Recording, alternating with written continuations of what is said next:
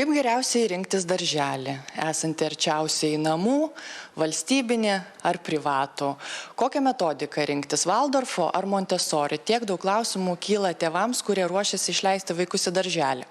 Apie tai pasikalbėsime su vaikų psichologe Ieva Kirkilė. Sveiki. Sveiki.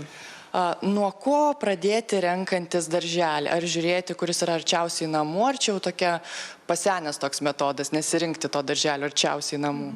Šiaip iš tiesų tai yra labai individualus klausimas ir vis tiek reikėtų atsižvelgti kiekvienos šeimos poreikius.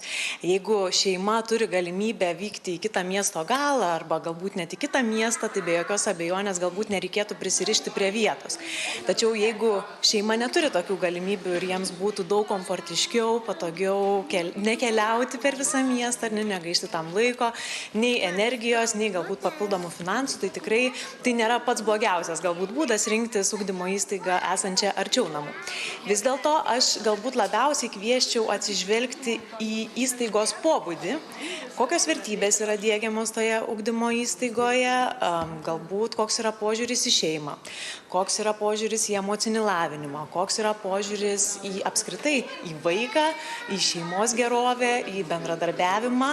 Ir pats pagrindinis turbūt aspektas, į kurį verta atsižvelgti, tai yra į tai, kokias vertybės nori diegti pati šeima, kas jiems yra svarbu, įsivertinti savo lūkesčius, kokį vaiką aš noriu matyti, kokį suaugusį žmogų noriu aš jį matyti ir pagal tai būtent įsivertinti, kokia ugdymo įstaiga ką man siūlo.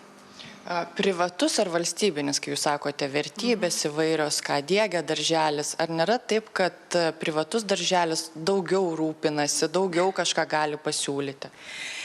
Iš tiesų, vėlgi, vienareikšmiško dėja atsakymo nėra, nes tiek privatus darželiai yra labai skirtingi, tiek valstybiniai darželiai yra labai skirtingi. Tikrai yra labai nuostabių darželių valstybinių su šauniomis mokytojomis, kurie gali pasiūlyti labai daug galimybių ir pilnavertiškai išugdyti mūsų vaikučius. Dažnai nutinka taip, ar ne, kad privatus darželis gali tam tikrų papildomų pasiūlyti aspektų, ar ne. Vienas iš pagrindinių aspektų, kuriuos dažniausiai siūlo privatus darželis, nesvarbu kokia bebūtų programa, tai yra tai, kad jie turi mažesnės grupės, kas leidžia vaikučiams gauti tokio individualaus papildomo dėmesio, jie galbūt yra labiau pastebimi, galbūt yra daugiau atliepiamas individualus jų poreikis. Žiūrint į metodiką, ką geriau rinktis? Valdorfas menininkams, Montessori individualistams, intravertams, paprastas darželis. Kokią metodiką rinktis, kas geriau kam tinka? Iš tikrųjų pasakėt tokius turbūt esminius kertinius aspektus, ar ne, kuom išsiskiria šios programos.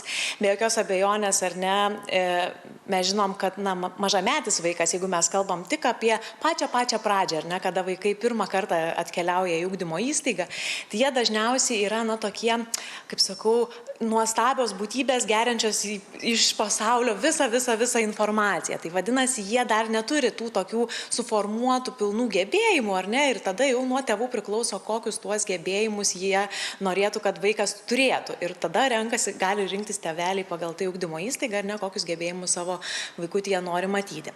Jeigu vaikas į darželį pradeda atkeliauti trupučiuką vėliau ir mes jau galime pastebėti tam tikrus vaiko aspektus, tai be jokios abejonės mes galime į tai atsižvelgti, bet renkantis, jeigu mes galbūt renkamės meninę pakraipą, ar ne, arba jeigu mes renkamės individualistinę pakraipą, mes turime įsivertinti, ar mes turėsime galimybę ir toliau vaikui užtikrinti tokio tipo metodikas, tokio tipo gyvenimą, nes kartais kas nutinka, kai mes renkamės labai specifinę metodiką ir jeigu turime mintyje, kad ateityje galbūt mes keisime į tradicinio ugdymo formą, tai vaikams būna tas labai sudėtinga. Ir būna taip, kad jie sutrinka, jie nebežino kaip mokytis, jiems pasidaro daug sunkiau pakeitus tą ugdymo įstaigą. Tačiau jeigu tėveliai turi galimybę sudaryti sąlygas, užtikrinti jiems galbūt ir tą iki mokyklinį ugdymą, ir pradinį, ir aukštesnį, o galbūt net ir universitetinį ugdymą tam tikroje sistemoje, tai be jokios abejonės tai yra puiku ir čia jau tada priklauso nuo kiekvienos individualios šeimos. Amžius nuo kada geriausia vaiką leisti į darželį? Ar tiesa, kad ramesnius, uždaresnius, introvertus vaikus nuo 3 metų geriau, ekstravertus, galima 1,5–2 metų leisti? Čia iš tiesų labai mano mėgstamas yra klausimas ir aš juo labai dažnai diskutuoju su tėveliais.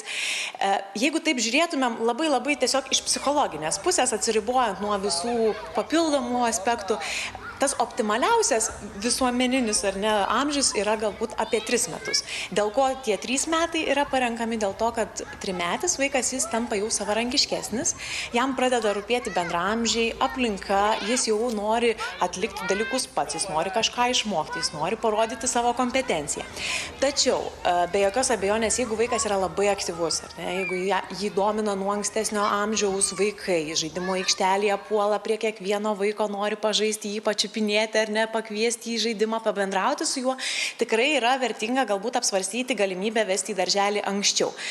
Jautresni vaikai, galbūt nesakyčiau ar introvertiškos asmenybės ar ne ramesnės, bet galbūt sakyčiau jautrumas yra čia šitas aspektas, nes tiesiog jautresni vaikai, jie jautriau reaguoja į atsiskyrimą nuo tėvelių, jie jautriau reaguoja galbūt kažkokias nesėkmės, nepasidalinimą žaisliukais, tai galbūt vertėtų, jeigu tik tėvai turi galimybę, šiek tiek lukterti ir suteikti galimybę sustiprėti tiems jautresniems vaikučiams. Bet be jokios abejonės vėlgi čia turim atsižvelgti vėl į šeimos galimybės.